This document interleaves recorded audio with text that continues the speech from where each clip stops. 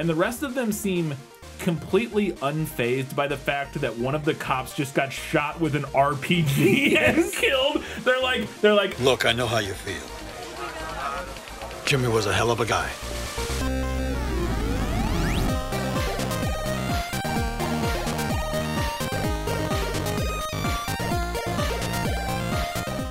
hello and welcome back to the 185th episode. Good, Bad, or Bad Show. Watch terrible movies. Tell you you should do. I'm your host, Mr. Brian Shilligo, coming to you in the pre-Halloween season. The set is already decorated, but next episode, that's the actual Halloween episode. This one's not. You all right? I'm so startled. I'm so startled. You'll be okay. You'll be okay. It's not even spooky yet, Kyle. Wait till the next episode. It'll be all dark and all the lights will be, it'll be so scary. But yes, this is our pre-Halloween episode. This movie has nothing to do with Halloween, but I kind of love this movie a little bit. Like some of it, most of it. It's a simple idea. I mean, with one glaring issue. Yes. Absolutely. So the movie we're talking about today is 1996's Skyscraper. The enemy is here. The battlefield is locked. Skyscraper. There you go. Skyscraper, starring one Nicole Smith. Probably most famously, honestly, married to Hugh Hefner is like maybe the thing most people know. And then, her for, and then Howard Stern dude. Very briefly, I think. Yeah, who was that one dude she married who died and she got all those? Or not Howard Stern. Yeah, that guy. That's who I'm talking about. This guy was like 89 years old when they got married. Yeah, it doesn't matter. I think he was an oil tycoon. Yes, but that's who I was thinking of. Not Howard Stern. Or not. No, she did marry Howard Stern. Not Hugh Hefner, I think. Or maybe she did marry Hugh. I don't know. Anyways, point being, she married some old guy, but she was a playmate for a while. Did a little bit of acting. Like there's a couple other movies that she was in other than this one. She's also on like reality TV a bunch and stuff. This might be the only thing she's a lead in. I think there's one other movie. I saw one other movie when I was looking at the IMDb for this where she's like on the cover and it looks like she's the lead in it, but it's hard to tell. To the Limit mit Nicole Smith. Jetzt überall im Kino. Spoilers, she's not a good actress. No. What the hell happened to you? Some people are trying to kill me. Dude, it was painful. I expected her to not be a good actress, and even still, it was brutal. This is like worse than high school level performance. Give me that. Hey! You can't do that. You don't even have any bullets in here. It's truly terrible. Like we'll obviously get into it, but it's truly terrible. Move your mic a little bit closer to you. Oh, okay. Or you don't. Hey, everybody, how you doing, everybody? I'm sorry. Okay. So we open up in this film, and it is. I think it's just like flyovers of LA, like that's how we open. But I love the music. It is very 90s video game music, like the score here at the beginning.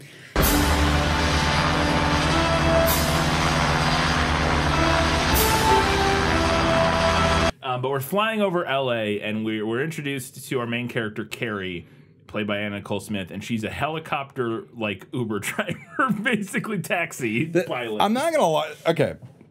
The idea of Nicole Smith as a helicopter pilot, to me, is right up there with like Christmas Jones. Was it The World's Not Enough? Having Denise Richards be like a scientist or was a seismologist. I don't know. I have not seen The World Is Not Enough in a long time. It's right up there. It's like okay, we need something to tell us that Nicole Smith's character can do a lot of this stuff.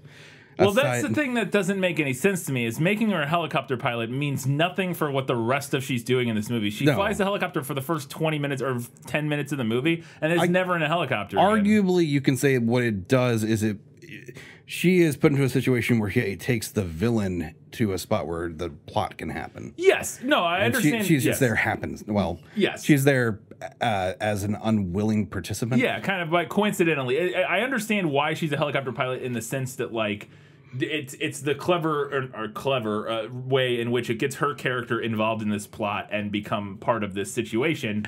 But I don't it doesn't it doesn't explain how she's able to do any of the stuff she does in this movie.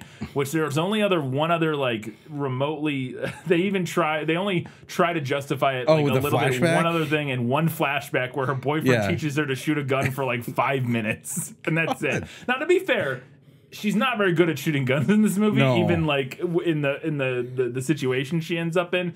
But she's jumping off buildings and swinging around and shit. Yeah, I'm that's not a skill that helicopter pilots need to have. No, I don't understand. It would have, what would have been great? Something as good as she had to take time away from the job or something like that because she was doing fire rescue stuff. Yeah, because they're in California, wildfire rescues or whatever. Yeah, that would be great if she had a background doing fire rescue or something. Yeah, because it was she knows how to repel and stuff like that. Yeah. Now to be fair, she is kind of just flailing around. I think what they're going for is she's like an every woman thrust into this situation, other than the fact that she's a helicopter pilot. But I think it's not supposed to look like she's super impressive at any of this stuff, which I guess is true. But it also, I feel like a normal person would just die in half the situation she ends up in basically immediately. But whatever, it's fine.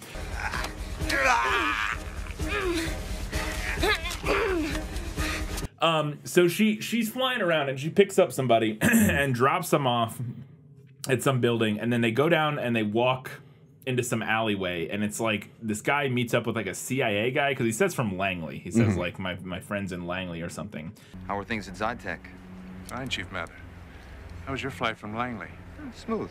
And they're exchanging this briefcase for money, and the briefcase, they open it up and it's generic technology briefcase. You assume it's supposed to be nuclear codes or something. It's just they open. It's just Is it the suitcase nuke from 24? This was the last model the Soviets produced. I've never seen 24, so I couldn't tell you. But that's what I assume. Yeah, it just looks like any generic this probably controls nuclear weapons. Do they even explain ever what it does? It's a MacGuffin. It's not every day that you hold in your hands something that could affect the balance of power on the planet. Right? Okay, I thought I was losing my mind. We get to the end of the movie. I'm like, they never said what that thing does. They just said generic. They keep it really vague, satellite guidance or something. It's no different than in Pulp Fiction where they open the briefcase and the golden glow or whatever happens. Yeah, there's satellite guidance system. I'm okay, I guess it's for shooting nukes probably, but they never say that specifically for some odd reason. I don't know. It's got something to do with satellite guidance or tracking or something like that. But anyway, so then they're doing this deal, and while this deal's happening, some cars start pulling up and parking all around, and then out of this just semi-trailer pulls up. Yeah, what is this? Okay. They pull a ramp out, and my favorite character in the whole movie, who unfortunately dies pretty early, is Fabio bad guy? Yeah, I was calling him Tarzan, but yes, yes, Fabio, Tarzan, that guy, now, incredible, 9 feet tall, flowing golden hair. What if I told you one of the bad guys was in a movie we'd done previously, also as a bad guy? Was it Tarzan? No. Oh, it was the leather vest bad guy. He was in another movie we did? Recoil. He was one of the sons of the main bad guy. I know. Gary Daniels. Oh yeah. No, I remember that movie, and I remember the movie where he kills. He was the last son back at the refinery. Okay. I could see that. I was like, why does this guy kind of look familiar? He plays secondary bad guys. Yeah, he plays secondary bad guys and everything. Good for him. He found his niche. That's fantastic. Yeah, my pleasure. You and I is gonna go play a little bit. But Tarzan just jumps out of this semi-trailer and starts shooting everybody. They just start unloading everybody. And I was confused at what this scene even was doing, because they do the deal. Yes. And then they kill what? Didn't the deal go down? Did they just want to keep the money or something? I don't understand who was killing who and why. If you're not that I'm giving advice or know anything about this kind of stuff, but you would wait until before people are there, you would kill them, and then you would take the money and the merch. Yeah. But I don't see them do that. They just kind of start shooting at everybody. And I couldn't even tell who was killing who or who was working for who. We find out eventually that Tarzan and his guys, so the people who open fire, are working for the main bad guy. And I guess the main bad guy had just purchased the nuclear, or was it, maybe those were two different groups? No, because two of the guys that she drops off work for Fairfax or whatever, the main bad guy. Yeah. I don't understand why they like sabotage their own business deal. And I guess, like you said, the only thing is that they were going to get. They want to keep the money. Yeah, keep the money. But it just, I thought it was very strange. Anyways, so they start killing everybody, and this opening action scene's pretty good. Yeah, we get some great stuff. They're like shooting RPGs from roofs. There's this one really great shot. That complete lack of recoil in the RPG is hilarious. Yeah, there's like thunk, and it's like fine. But they blow up a bunch of cars, and there's this one really great shot where we get a shot from inside the backseat of one of the cars, and it's like driving past another car that's on fire, and all these flames come shooting in the windows of the car, and it's like pretty intense and cool. They shot their load on the first 10 minutes of this movie. Yes. There's some good moments later too, but yeah.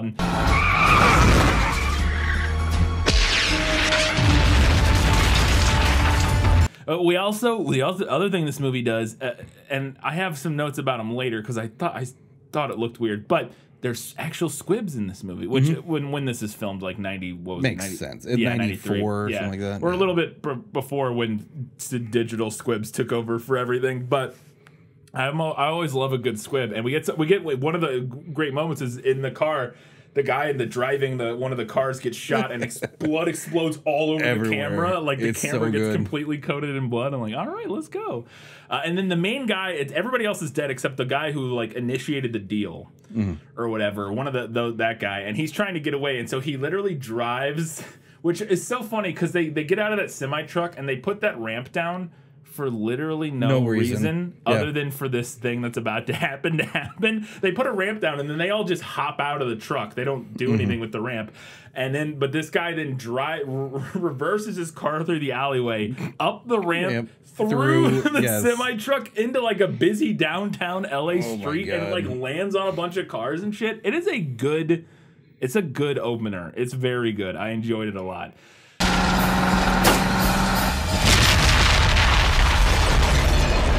And then he's able to like escape. He gets away. He grabs the thing and he runs off. And I'm pretty sure he gets away because I think he gets killed later. I can't recall.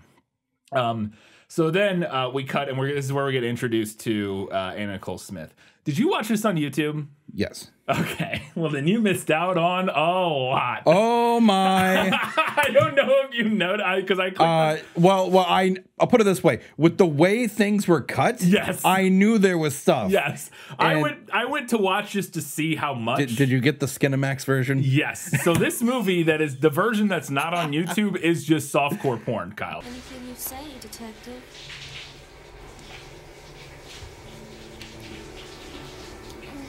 Yeah, of course. I mean, there's only 2 scenes. Brian, what did you think it was? Yeah, that's fair. But there's only 2 scenes. But like, it's on Tubi as well. So I clicked over to Tubi because I was like, we're watching, and we're like walking into their hotel room or whatever they're staying, or their condo or something, and it just like very abruptly cuts, and it's like them laying in bed talking, and I'm like, what just happened there? And then I was like, oh, I bet this is edited for YouTube. So I went over to Tubi. There's like, I cannot stress enough, like a 6-minute sex scene. Oh my God. So that explains why this movie is like 117 minutes. Yes, because on Tubi it's like 125 because there's like an extra 8 minutes of sex scenes that are just completely cut from the YouTube version.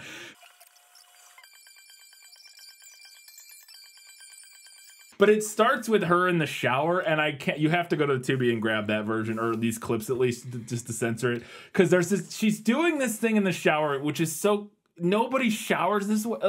She's standing there naked, just her arms on both walls of the shower, just like pushing her breast towards the camera in a way that is so awkward, that's only exists so that to as prominently display her breast as possible. It's the only reason anybody would stand like that. It's so ridiculous. Okay. It's incredible. But then they literally, when I say softcore sex, or it's like softcore porn, this movie, the sex scenes in this movie, there's like 8 position changes. They're like, it is like a lot, dude. It's like 5 minutes long. We listened to an entire terrible contemporary, like soft jazz, like song. It's kind of amazing.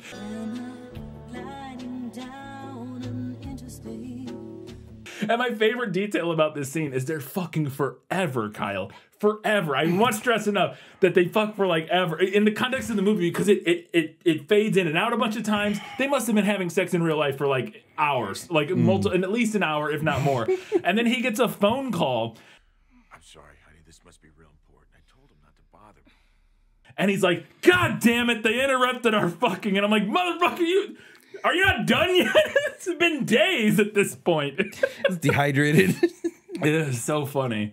But this is where we get the first line from Anna Nicole Smith. And from moment one, it's like, oh boy, you know what we're in for. Because they get into an argument because he gets a call and he has to go in for the job or whatever. And then they get into an argument about how she wants a baby and he does not want a baby. And her delivery of the line, see, that's why you don't want to have a baby. You're married to the police department, not me. You're married to the police department, not me. That's not true. And the way she delivers that line it's like one of her first big lines. It is woof. Yeah. It's brutal. It is very much, we're in for that kind of film. Yes, very much. Well, excuse me for still believing in Sunday walks in the park and little babies. So then she's got to fly. He's like, hey, the traffic's bad or something. Can you fly me to work? And she's like, fine.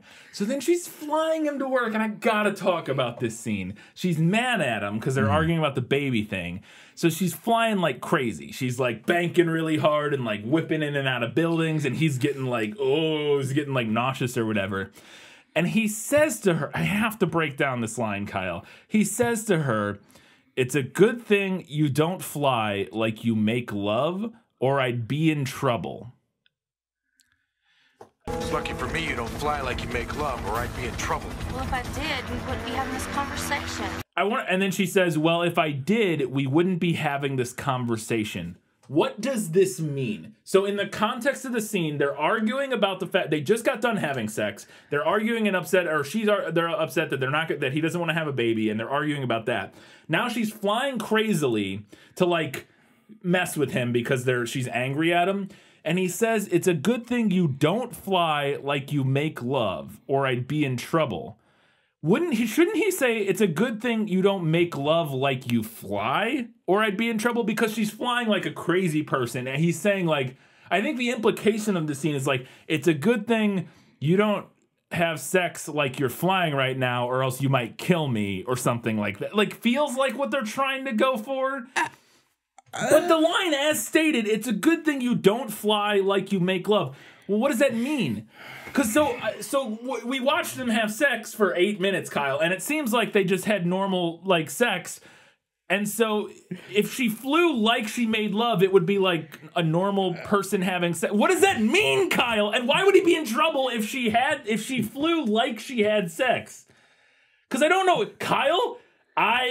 This line, I almost I turned the movie off, and like I was so mad at this one line. And I'm sure we're gonna get like the first person in the comments is gonna be like, it clearly just means this, and I'm like, oh, okay, that makes sense. And I'm gonna like, by the way, that always happens. It does always happen, but I have thought about this since I watched this movie yesterday, and I cannot figure out what it means. Audience members, we are idiots. Please get that through your head first, and then correct us. But know that we are dumb.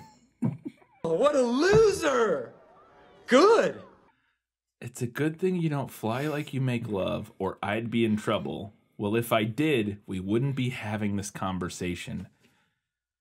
Brian, this is the fine line between the writings of somebody who's in like 10th grade and Shakespeare. Well, to me, speaking of Shakespeare, we'll get to that in a minute. Yes. But the thing that's crazy is more than anything is it.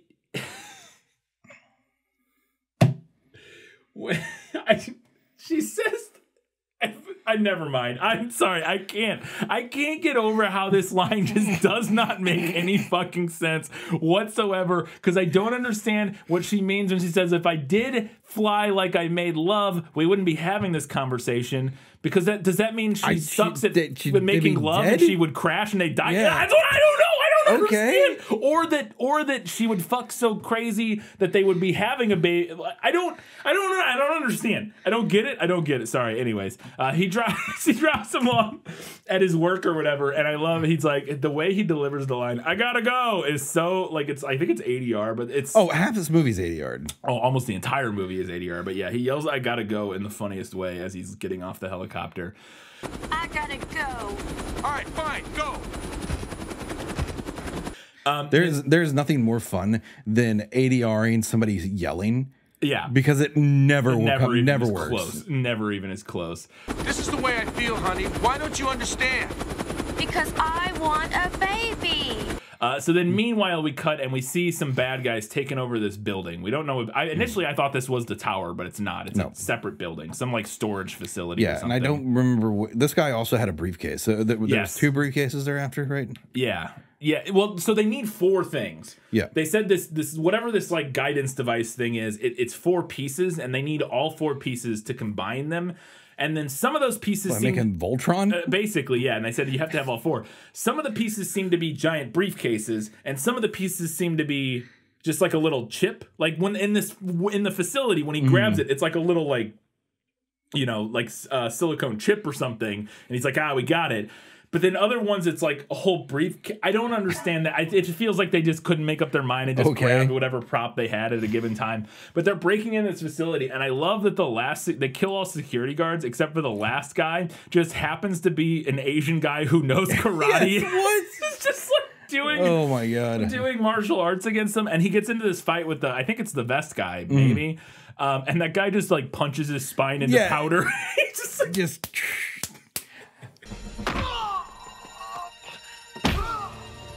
I was like, I thought it was like a kidney shot, and the dude just starts like spitting up blood or whatever, right? Yeah, I don't know. Yeah, like to me, it looked like he was punching literally his spine. But yeah, he's just like keels over and is like, I guess dies. I don't know. It's hard to tell. But it's from shock, Brian. Okay, the body can't take that amount of trauma. Sure, I don't know. I've never been punched in the spine by a vest guy, so I don't have any idea, Kyle.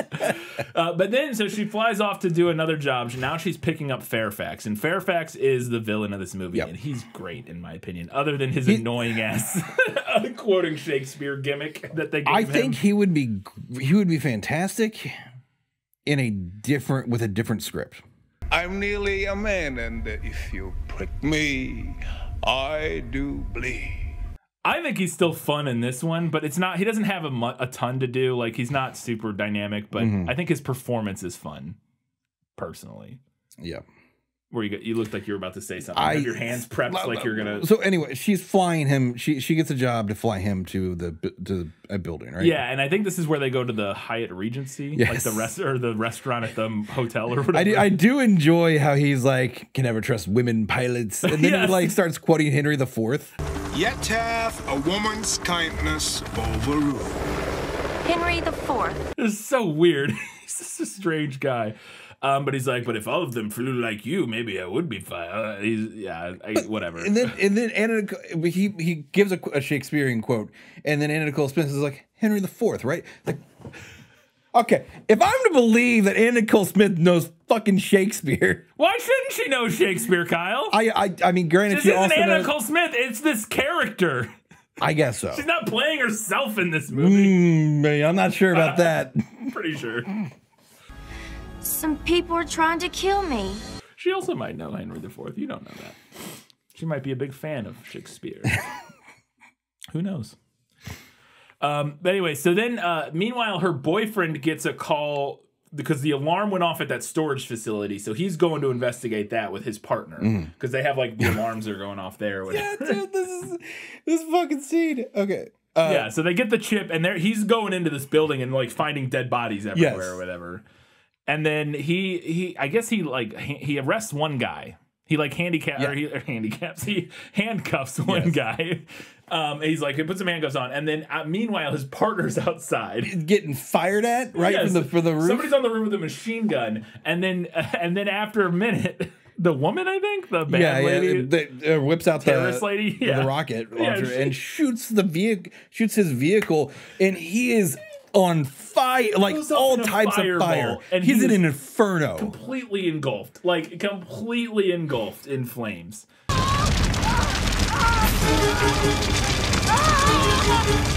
Entirely. And he's just like, ah! And fucking the husband. I think his name is Gordon. Yeah, I think you're right.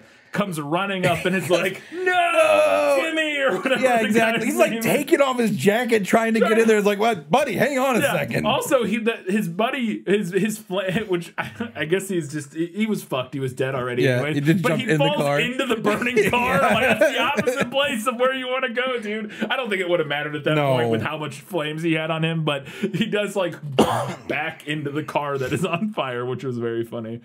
But then they drag him away, and he's like, "No, Jimmy!" He goes Mystic River for a second. Yeah. Is that my partner in there? Is that my partner in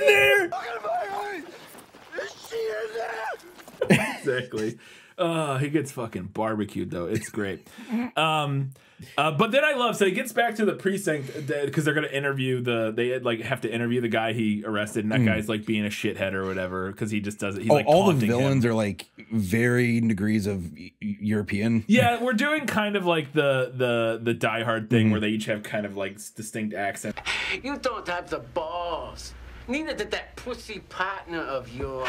Some of them are like, there's the one guy who's very much French, I think. There's a guy who's the main guy's from South Africa, they say, and then there's like a German guy or something. There's like, so we get our UN of terrorists in this film. But I love they're interviewing this guy, and he's just being a shithead to the boyfriend or to the husband about his dead partner and just like making fun of him or whatever. And then they leave and they go out, and I love that he's talking to the other cops about this situation, and the rest of them seem completely unfazed by the fact that one of the cops just got shot with an RPG and killed. They're like, look, I know how you feel. Jimmy was a hell of a guy. I know you liked your partner, but you got to get over it. Like, they're like, you got to go home and work. It's like.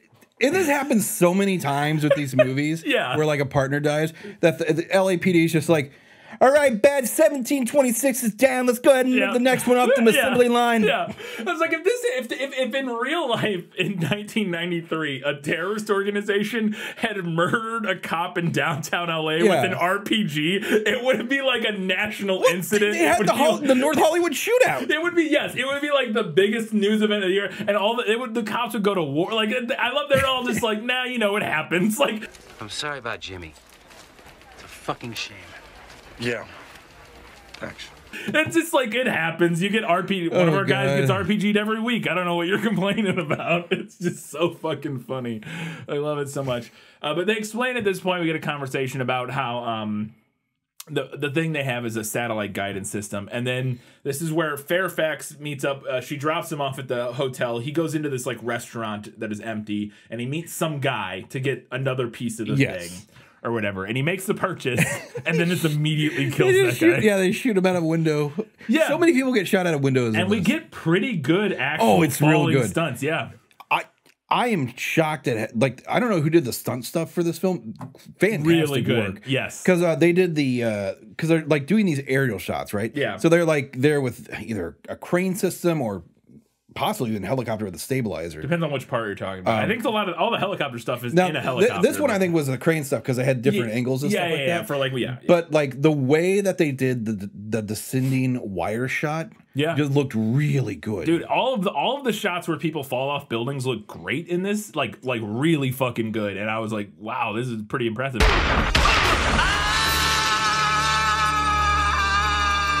I think that's the thing that's crazy is that we were talking about before we started recording. If this movie starred literally anybody else in this main role, it would be like a good action movie. It's a little like cliche and like repetitive. It's a Die Hard ripoff. Yes, which we had a better version of that. Yes. No Contest with Shannon Tweed.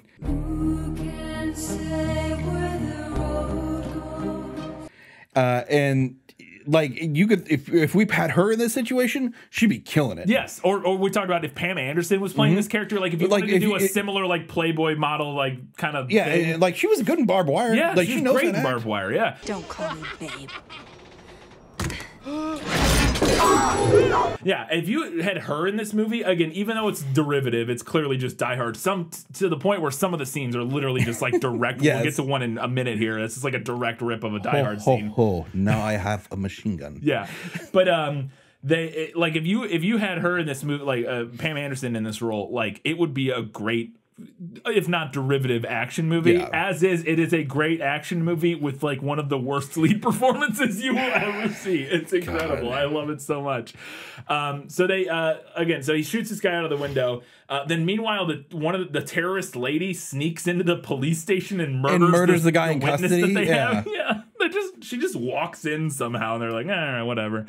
And again, they don't seem even that upset about that. Like they come later, like, oh, by the way, your witness died. We're captain's kind of upset about it, but don't worry about it. It's not that big a deal. I mean, somebody waltzed into the station and iced him. He's been dead for 2 hours. Then also we have to set up because we introduced Dudley. Yeah, the security guard. The security guard who desperately wants to be a real cop or whatever. No, I don't think he necessarily wants to be a real cop. I think he desperately wants to shoot people. He just wants to murder people. Yeah, he has a gun that he doesn't put bullets in because he can't. Like the insurance, he says, won't allow him to put bullets. I don't remember what he says, but something like that. It could go off. My insurance only pays half. But he has a gun, and so he just. He threatens to murder the janitor, who just is like not even that mean to him. He's just like, "What's up, Dudley Do Right? How you doing? Bye, I'm leaving." And then he's like, "Fucking Dudley Do Right, you!" And he's like, points a gun at him as he walks away. Like, this guy is fucking insane. God. The name's Officer Dudley Right to you.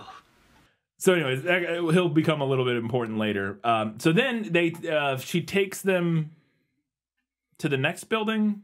I think. I think she's good. Yeah, because her dispatch for the helicopter thing said that we got a VIP, top payer. Expect like a 4-hour escort or something like that. Yes, and then so they come back up from the restaurant and she flies them to the Zytec building or whatever it's called. Is that what it's? I think it's the Zytec building.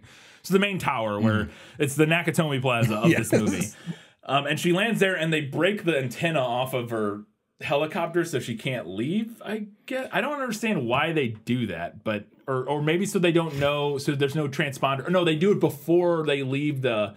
I think they do it before they leave the restaurant so that they don't know where they went or something, like so that the antenna can't. Right, because she's like saying like, oh, I gotta take you down somewhere because I can't make word with dispatch or whatever. Yeah. Our radio doesn't work. Sorry, but we'll have to land. Out of the question, I'm already late as it is. Something like that. I can't remember. Anyway, so she lands on this building and they go inside and she's got to go in to call because her antenna, she can't use her radio or something. So she's got to go in and call her little dispatch guy and be like, hey. So she goes down in the building and now the terrorists take over the building and do the classic like lock down the building thing because this building we find out later was built by some crazy asshole architect who's who was like designing it for South African warlords or whatever. Yeah, he's like, it was designed for South Africa. It can lock down. It can withstand like militants and like fucking nuclear oddly blast. Fucking specific. Yeah, it's so weird. That character's very funny. Like he shows up for like 2 scenes later. This is a weird ass dude. I designed this high rise to withstand civilian riots, paramilitary attacks, things like that. He really plays like the why in God's name was I bothered to be here role. Yeah. I also love that we get introduced to this very weird side plot where there's this one character who is just hacking into who just happens to be there at the same time. This is complete happen. Like this isn't even like in Die Hard where you have what was his name, Ellis. Yeah, this is the Ellis character. It is, but like at least it makes sense for his character because they're at a Christmas works there party. and he works there. Yeah, like this is literally he's just like the asshole that works there. This is just some guy. He might work there. I can't remember. Getting in a little overtime. Nose to the grindstone, Ralph. But he's in the office, and he's in like the president of the company's office, like hacking into their bank accounts, stealing money. This is a whole side thing that is happening. And Anna Nicole Smith stumbles into him, and she thinks he's the president of the company, and she calls him like whatever the president's name is, because it's like a little name plaque on his desk or whatever. But that guy will become not really important later, other than like to be killed in one scene. He is the Ellis of this movie. That's all he's there for. No! We also have to set up that this tower has super advanced technology, like infrared scanners, so you can see where every single person in the building is through like infrared signatures, supposedly. That's so dumb. It's amazing. But then our bad guy has to go after the building's all locked down. Fairfax and all of his guys go and they meet in the big science room. I gotta talk about the room. That room it looks exactly like they just repurposed an old Star Trek TOS set. It is like a Star Trek original series set. It just has these giant like consoles in the back with blinky lights and shit, and it could not look more like a Star Trek set. Yeah, boy. We have Fairfax, right? And then we have our main hacker dude who is just hacky McFrenchface. Yes, that's what my brain was going to. Yes, the French I think his guy, name is like Jacques or something like that. Sure, he's French, so probably. So he's hacking. Super low, mes amis. Your cleanup was pitiful. There are people all over this building. They're all named Jacques, right? I don't know. Yeah, exactly. He's hacking into all the cameras and stuff and the doors. He's locking everything down. He's exactly the what's hacker. his name? Yeah, I can't rember that character. Yeah, he's the hacker character from Die Hard. Yeah. But beat for beat. Yes, no, it's pretty much identical. Then meanwhile, I think some guy who had the briefcase. Oh, the guy who. So at that point, another guy shows up to sell them the final briefcase that they need, and he's doing a big criminal deal. He walks in through the front doors, goes to the Star Trek room, and then he gets double crossed, and he gives them the thing, and then they just open fire and try to kill him. Yeah, he takes a slug of the stomach, and he's like bleeding out, and his like security guard guy tries to save him, but just gets unloaded into like 1,000 times.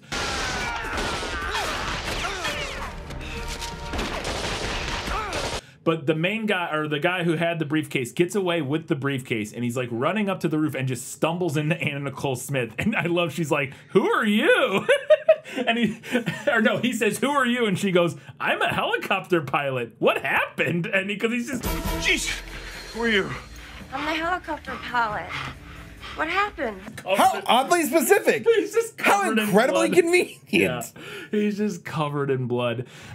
So then he's like, "We got to get out of here." So they go up to the roof, but then he gets shot again, I think, or else he's just bleeding and dying. I can't remember. But he stumbles down and he gives her the briefcase. I'll cover you. You just take this and get out of here. Go on. And he's like, "You can't let those guys get this briefcase. You have to stop them from getting this briefcase." And then he's like laying there bleeding to death, and then Fairfax comes up and just executes him. It's with some more Shakespearean stuff.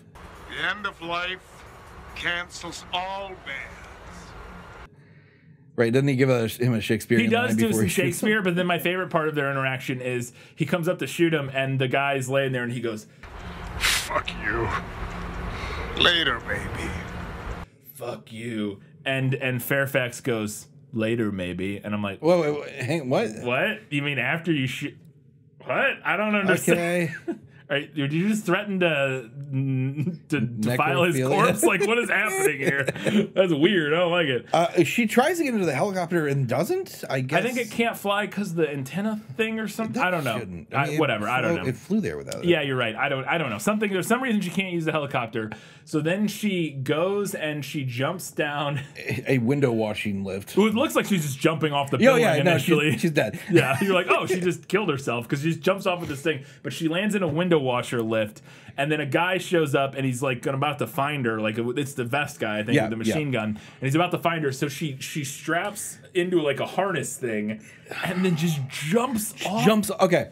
It's great stunt. It looks great, but it great. would never work realistically at all because she has no. Unlike an actual repeller, she doesn't have a way to gradually slow the descent.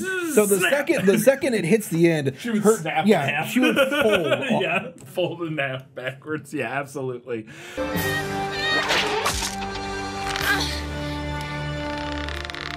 But she slides down and falls like 20 stories and is now hanging like in the middle of the building. Yeah. And again, this all looks great. It looks like a fucking Mission Impossible stunt or something. Like, it looks fantastic. Well, this was also in Die Hard. Yes. The explosion on top with the hose. Yeah, in particular. And he, to the T here in a second. So then she breaking the window? Yes. Well, and what happens after. But she starts swinging around, like, because then the guy starts shooting at her. He sees her. He's like shooting at her. And so she's like swinging around like crazy. And then eventually she's trying to swing into a window, and the guy like is destroying the winch or whatever at the top, and at the last second she's able to kick through the window and land inside on the ground. My favorite part of this is that she's able to break through this window that's designed to survive like hurricane force winds or whatever. Supposedly, according to the reason architect. John McClane was able to get through it because he had a fucking gun that he shot through the window first. Yeah, no, she just kicks through with her fucking. Yeah, she's got some. I guess her boots are like maybe steel-toed. Yeah, they're made for kicking in windows, Kyle. Apparently. But as she gets through, we get even more Die Hard. The end of it is falling down. She's like, oh shit, and it has to take off. And it's like dragging her for a second, and then she takes it. That's like literally the exact Die Hard, like to a T. That was like fucking. I was like, okay, great, fantastic. But she does get in just inside, and also she's this whole movie. I guess she's wearing a flight suit. Is that supposed to be? What does she wear? She's wearing like this jumpsuit thing that is like green and has pockets. I think it's supposed to be like a flight suit or whatever. But also, so I got to talk about this. Could also just be 90s fashion. Yeah, it very well could be, because the 90s fashion, apart from her, is great in this movie. But I got to talk about this. So I was on IMDb at this one point. First, I was scrolling through the trivia facts on IMDb, and the first trivia fact on IMDb says, this is a Die Hard spoof. And I'm like, that's not a spoof. That's not a. Do you know what a spoof is? This is not a spoof. This is not a spoof. This is a very serious movie. Yes. It is taking itself very seriously. There's not a single thing in this movie that's like, this is like right up there with Wiseau calling The Room a black comedy. It's like, no, it's not a Die Hard spoof. But then I have to talk about this. There's a section on IMDb that is, it's like the storyline section, and it says the storyline, and then under the storyline it has keywords that are, I guess, are like related to the movie. Yeah. I want to read you the storyline and then a few of the keywords. The storyline: a helicopter charter soon turns deadly when the female pilot finds that she is on a building being held by terrorists. It is up to her and her husband to save the hostages. Sure, that's kind of the premise of the movie. But then the tags, there are apparently 100 more. These are the first 5. God. You ready? Breasts, big breasts, fondling breast, sex scene, nudity. I love breasts, big breasts, fondling breasts. That is a small that is like a 12-year-old Googling boobs for the first time. Breast, big breast, fondling breast. It's just like, what is happening? I love it so much. God. There's 100 more. I didn't click to see what the other ones are. I'm sure they all also have to do with breasts. I'm sure they do. Oh God. Then I believe she calls she's talking to somebody, and I love, she says, "Mr. Drake, some people are trying to kill me." Every delivery of hers is just so incredible in this movie. What the hell happened to you? Some people are trying to kill me.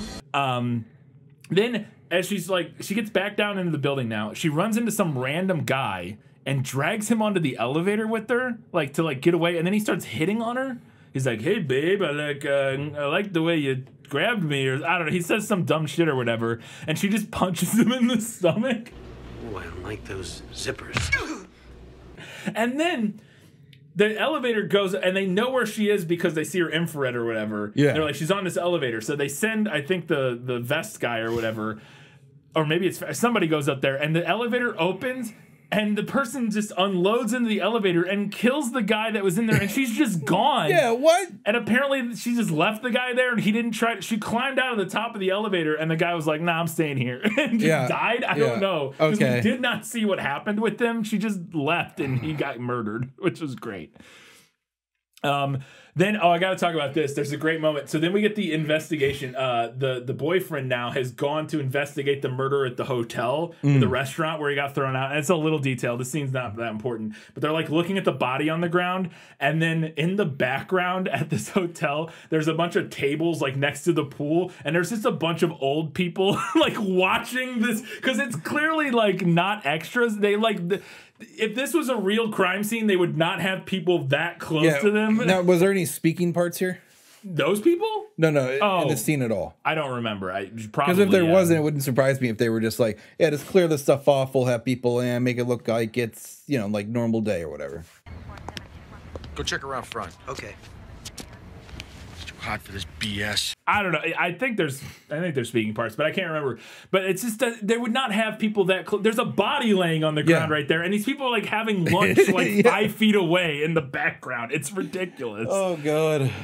Then we get a very quick flashback randomly to the boyfriend teaching Carrie to shoot a gun. Somebody like gets shot out of a window, falls, and just like plots, and you're just like, all right, so that's a turkey club. Exactly. That's what it seems like what happened here, because they were just continuing their day at the pool while this body is laying on the ground next to them. But then we get a flashback to the boyfriend teaching her to shoot a gun, which if you only watch this on YouTube, you didn't get the rest of this scene. Oh, God. Which is he teaches her how to shoot a gun for like 5 seconds, and then they have sex for like 8 minutes. It is literally just an excuse for another sex scene with, I will admit, incredible music. Once again, the music in the sex scenes are just fantastic. Everything's fine. He is still mine. All inside. Well, you heard Brian. Watch it on Tubi. Also, there's this great moment where she's like on top of him, and she is grinding. I think they're supposed to be having sex, but she is like rubbing on his belly button, and you can tell she's wearing underwear. It is like one of the most classic like movie sex scenes where it's like, nothing's lining up properly. Like, what are you doing? It's like it's so fucking funny. It's so good. Then we get to the Ellis character. He is now gonna offering the bad guys to help find Carrie. He's like, oh, I can find. He's our Ellis. Yeah, character. it's literally, hey, this is America. Anybody can make a deal. I can make a deal. Yeah, you need help? I can help you find Carrie. I tell you, you let me go. Deal? Deal. Meanwhile, the bad guys think they find Carrie and shoot some other random blonde woman who turns out to be the mother of some child who's wandering the building. I thought she was dead. No. Luckily, she's not dead. Not. By the way, this kid on this trike, he's riding a fucking big wheel. He is in the most 90s outfit possible. Yes. Yeah. Like down to like, what do you have? Overalls, or was it overall or was it a jacket? No, it was a jacket. I don't remember. He had like a backwards hat. Yeah. He was like, if you were, put it this way, if you were on his big wheel, if you were between the ages of like 5 and 10 or something like that in the 90s, you were dressed like this kid at least once. I probably dressed exactly like this kid the year this movie came out, because this is like 93. I would have been like 5 or whatever. I was probably literally dressed exactly like this child. It's fantastic. Then she runs into Dudley. She bounces into Dudley at one point, the fake cop guy. Jeez. And then she gets a gun, and she gets into this insane... Dudley's gun. Yes,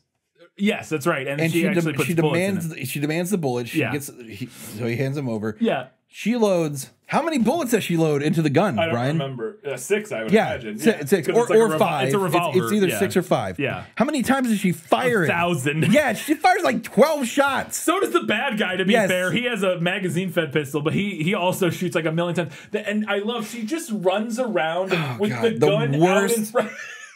She's just like sprinting, like, like with the gun out in front of her. It's so funny, dude.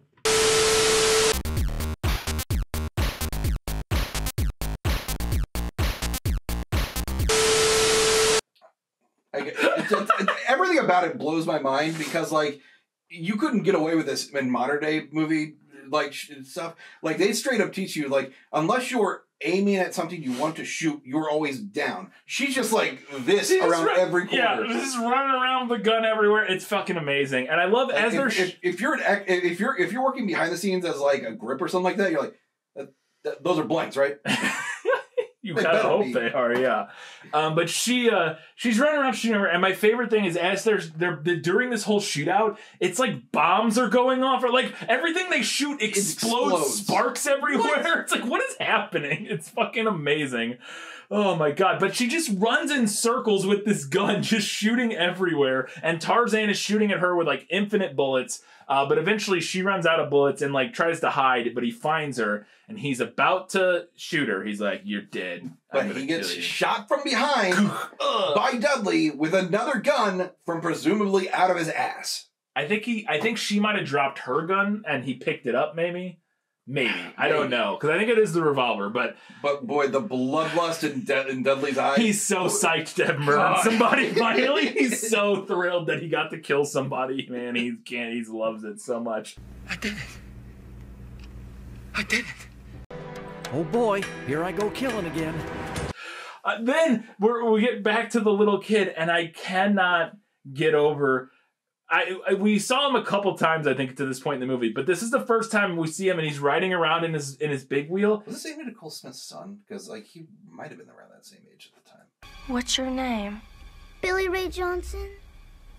Maybe. But he's literally... This is the closest thing to a spoof moment in the movie, is that he's like, they put a kid in it to like up the stakes or whatever. Yeah. Not only is it a kid... He's a kid with a puppy in his shirt. Yes! What? That is, if there's ever putting a hat on a hat, Kyle, it's fucking... Kick the dog. How can we up the stakes? Put a kid in the movie. How can we up the stakes anymore? The kid has a puppy. And it's just carrying it around with him. It's amazing.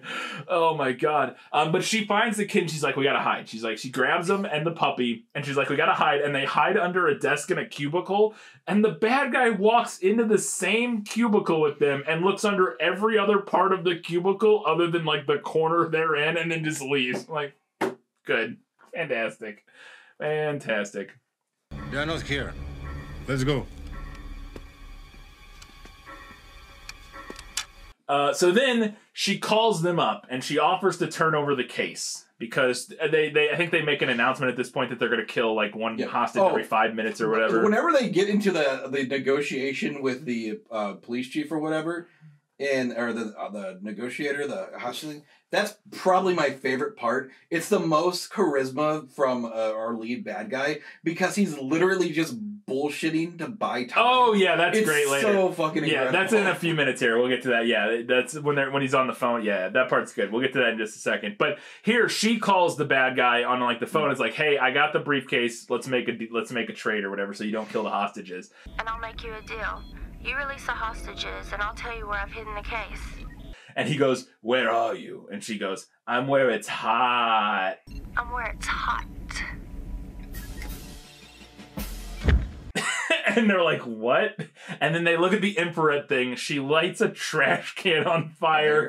And they're like, oh, I guess she's there. And then they just go up there. And I love, then the Ellis character shows up. And it's like, hey, you got her. You know where she is? I want my cut of the money. And it's like, bro, you didn't do... Yeah, you literally didn't do anything. She called... And they do say that. They're like, oh, you didn't actually do anything, you idiot. She just called us and told us where she was. Technically, sir... You did not deliver. I found the woman. And he's like, what? Oh, and then he offers him the money that he stole. He's like, hey, bad guy, you want $100,000 that I stole? And he's like, no, I won't fucking kill you, and I'll take the money. Bye. Yes. It's great. No! And again, I have to say, the villain in this movie is pretty fun. He's really going for it. Then the fire department shows up, which was wild to me. Yeah. Because at this point, the boyfriend or the husband had already been dropped off on the roof by the police pilot. Yes. And the police pilot had gone back. He would have been on the radio like, we have a hostage situation. Like are the fire department there because of the fire? Yeah, well, so the fire, yes. When she lights the... How did the alarm get off? Didn't the hacker shut down everything? I guess something happened with the fire. Yeah, the fire alarms are able to go off still somehow. There is one scene where they briefly talk about that, I think. Putain, les cons. The whole fire department has shown up. But yeah, her lighting the fire sets the fire alarms up. But the thing that's crazy to me is that they just let the fire department just shows up and starts trying to like get into the building. Yes. And it's like, but the cops already should know that something is happening, or at least at the very least that like something bad is going on. Because when they drop off the husband on the roof, he sees like blood on the helicopter or whatever. It's like, oh shit, see the guy dead on the stairs. Yeah, that's right. Yeah, they see a dead body. So they're like, and nothing else. They know something is going on in this building, and they just like don't mention it or say anything. Yeah. Is this where the firefighters are trying to enter the building on the ladder? It's so incredible. So the villain chick shows up with the rocket launcher again? Yes. Of course, she's got her RPG. And she shoots the ladder, which has zero effect on anything, aside from catching stuff on fire. Yes, which is the case because they could not destroy an actual fire truck ladder. Yeah. But what they could do was like blow up some gasoline on it and like have it be on fire. Like that was fine, but they couldn't actually blow it, like explode it. So the RPG literally just hits the ladder and just makes a little fireball. Yeah. And then one of them falls off and Yes. the other one's dangling, and they're like, "It's okay, we'll just slowly drag you down." Like, I'm still on fire. Yes. Meanwhile, on like the 30th floor, for some reason, the bad guys put a bunch of C4 and blow it up. Why? For what reason? They blow out like a whole floor of the building for seemingly no reason. Is it smoke screen to make it look like it's more threatening than it is? They never address this. It's never brought up again. They just blow out like a whole small model is pretty fun. Yes, it's great. You get a miniature and it's like, I love it. Dude, it's so good. Some of the effects in this are, you know, good. They're cute. I'll just say they're cute, I guess.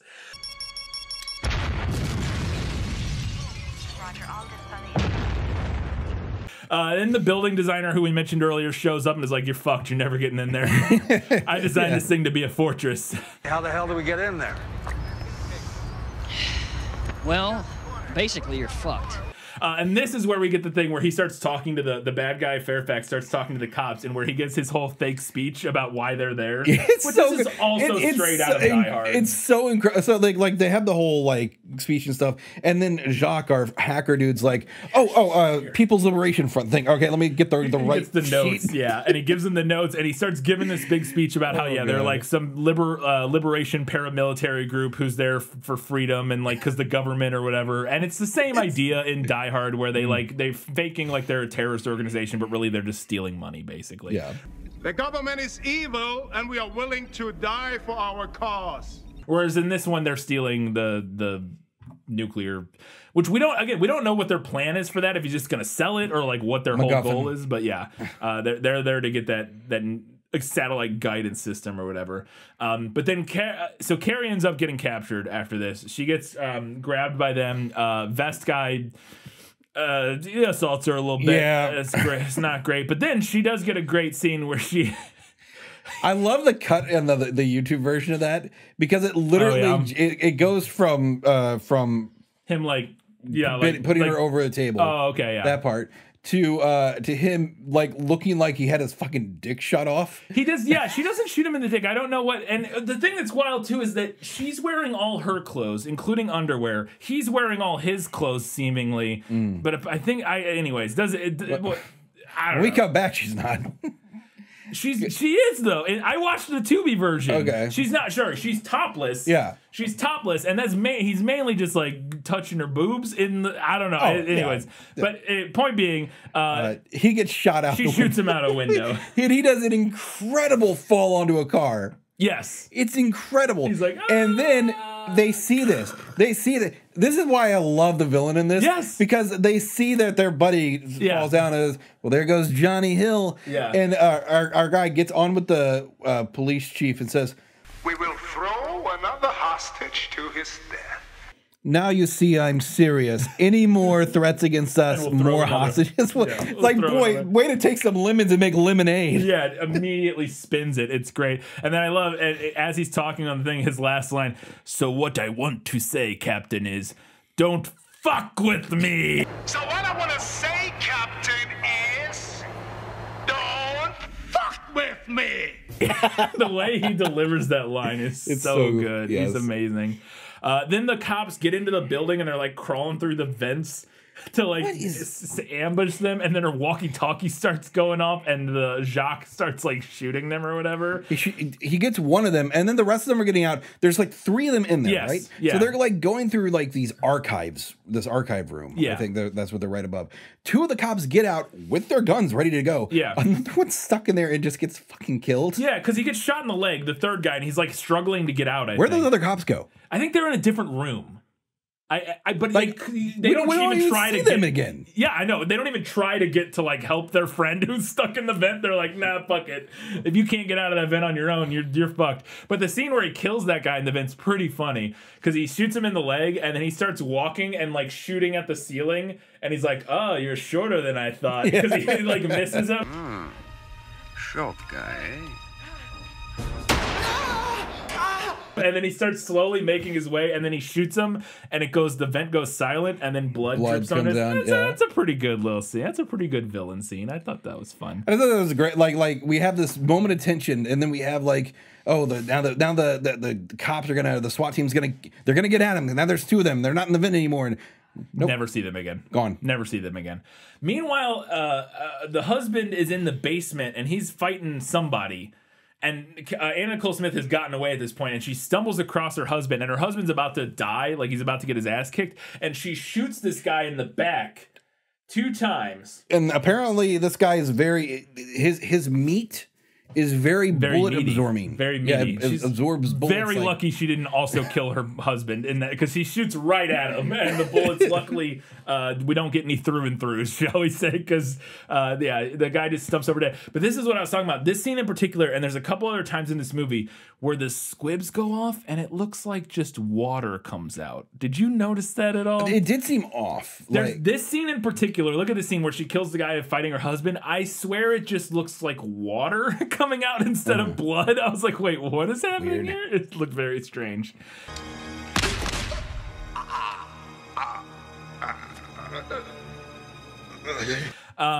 Then Fairfax just starts killing the rest of his team because he's like cutting off all the loose ends or whatever. Yeah, he shoots Jacques, and he's like, well, this makes things easier that she's killing everybody because I was going to kill all you guys anyway so that I could take all the money for myself. Actually, she has made things much simpler. Then Carrie just straight up executes the terrorist woman. She shows up behind her and is like, don't move. And she moves like an inch and she just like bam and kills her. That's great. Okay. Then Dudley and some lady, Carrie's like, hey, can you guys get the building open? And some lady's like, yeah, I know how to use the security system. So Dudley, the cop guy, and that lady run up and like start hacking the system and unlock everything. So all of our hostages escape. Yeah. They're all able to get away. And then we got to get up to the roof. Carrie goes back up to the roof because now she runs into... He has the kid. Yes, he runs into the kid. Yeah, and says, "You're coming with me. You're coming with me." And he's dragging him up to the roof, and then he just runs into her too. Like and like she comes out of a doorway, and he's like, "Hi, surprise!" And she's like, "Oh, fuck!" Okay. And then he's taking both of them up to the roof, and Gordy, or not Gordy, he teleports up there. Yeah, her husband, whatever. Yeah, Gordon, I think is his name. This teleports, and he's now on. He was like, I swear he was in the basement in the last scene, but now he's just on the roof behind the helicopter. He actually fell through the world and like warped back. Yeah, top, like a Bethesda game. Exactly. Also, I was like, I guess the dog's just gone because the kid does not have the dog. We'll find out what happened to the dog later in just a second. But so they get up on the roof, and then Gordon comes out with his gun, and they get in a standoff because Fairfax has a gun to Anna Nicole Smith, but he's also holding the kid, and Gordy's got the gun on him, and she's like, look, don't do anything. What if I let the kid go over to Gordon, and then I'll fly you out of here and fly you wherever you want? He's like, okay, sounds good. I don't like kids anyways. Get the fuck out of here, kid. You let the boy go over to Gordy, and I'll take you anywhere you want to go. And then as soon as he gets away, they just start... I think Gordon might shoot her. He gets shot. No, Gordon gets shot. Our villain is also doing some more, like, Shakespeare because... Yes, obviously. It's all he does. Constantly, the whole time. Of Juliet and Romeo. But I think he shoots Gordon, and Gordon like falls over, and then after that happens, she gets into a fight with them, and it is the least convincing fight scene maybe ever put to film. She's just like, I'm gonna get you. I'm gonna get you. And she just punches him a couple times and then manages to do like a spin kick and just drop kick him off the fucking roof. Yeah, so he falls from the roof of the building down to right in front of the cops and just lands there. And my favorite little detail in this scene is his body lands there, and we get a shot of his body and the cops walking up. They couldn't be bothered to really even show this, so they just have the chief going. Oh yeah, well no that, and then they walk up to the body and we see the body laying on the ground with like a pool of blood around him. There's one cop who walks up and is like poking him and like fussing with his clothes. It's so weird. There's this one cop who's like, hey, I don't even know. He's like, you all right, buddy? Yeah, he's like yanking on his jacket. It's so weird. It's so strange. The guy's like dead on the ground. He's like pulling on. It's so weird. I don't know what that guy was doing. But then we get the most classic ending to this type of movie ever, which is where you sit on the back of an ambulance with the doors open. Like every one of these movies. The mother is apparently okay. Yeah, they're like, oh, don't worry. Well, that's just the thing. She goes, I told you everything would be okay to the little kid. I'm like, well, except from his mom being fucking dead. And they're like, oh, don't worry. We're taking your mom to the hospital. She'll be fine. Okay. Okay, great. Okay, cool. And Your mom is waiting. Let's go in. then the police chief shows up and goes, oh, and also we found your puppy. I'm like, oh, fuck you. Come on. Are you kidding me? Come on. God. Oh, Jesus. It's the most, this is a very 80s ending. Yes. It's like everything works out fine. It's like, hey, we saved the rec center. Yeah. Yay. Yeah. It's like, and then we get the pullback crane shot as the ambulance backs out and pulls away, and then we go to credits. I would say this movie's good, bad, Kyle. I thought this was a lot of fun. It borders everything except for Anna Nicole Smith makes this like incredibly fun. No, that's the thing that makes it good bad to me. Because without Anna Nicole Smith's performance, this movie is just like a mediocre, like an average to okay like action movie. I can see that. But her bad performance is what makes it good bad. Yeah, It's like without that. It's like you have all this stuff working, all this stuff clicking, and then you're bouncing against somebody who's just like, there's somebody trying to kill me. Some people are trying to kill me. Yeah, it's just the worst performance ever. I get that. That is what makes it good bad. I get that. Yeah, and it's not boring because like there's like some great stunts. There's great. Yeah, I just had a lot of fun watching it, and then you mix that with that performance, and I would have to say it's good. And it's got 2 versions. Yeah, you can watch the safe for work version or the very, and I cannot stress this enough, very not safe for work version that is literally softcore porn for like 15 minutes of the movie. Oh, just God. letting you know. That's going to do it for this episode. As always, you can do us a giant favor heading over to patreon.com/GBorBB. Support us there for some money.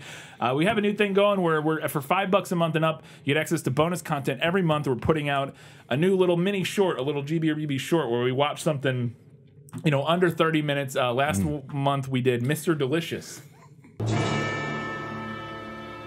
Mr. Delicious, who was absolutely going to go down as one of the classic characters in advertising history.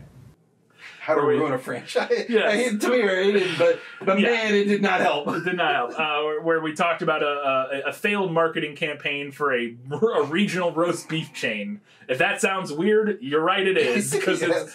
But that is our bonus content for last month. This month, we're about to record a new one that's going to be a safety video about power tools. So you can a great combination. Yeah, you can look forward to that. But every month, we'll be doing one of those, and you get access to that at the $5 level. I have a podcast called This Film that we're talking about movies that are based on books. When this episode's out, our most recent episode, we're starting to get ahead of time here, will have been Practical Magic, I think? Yeah, I think Practical Magic.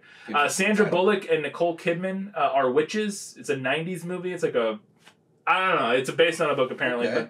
But a lot of people were very excited for it. I had never heard of it, but a lot of our listeners were like, oh my God, I love this movie. And I'm like, I don't know. All right. Yeah. But it's supposed to be interesting. So that'll be the most recent one. When this one's out, you can do us a favor by heading over to tpublic.com. Just search for Good Bad or Bad Bad. Get some merch. We got the merch. You can get your Good Bad or Bad Bad or Quantum Physics merch or whatever you want.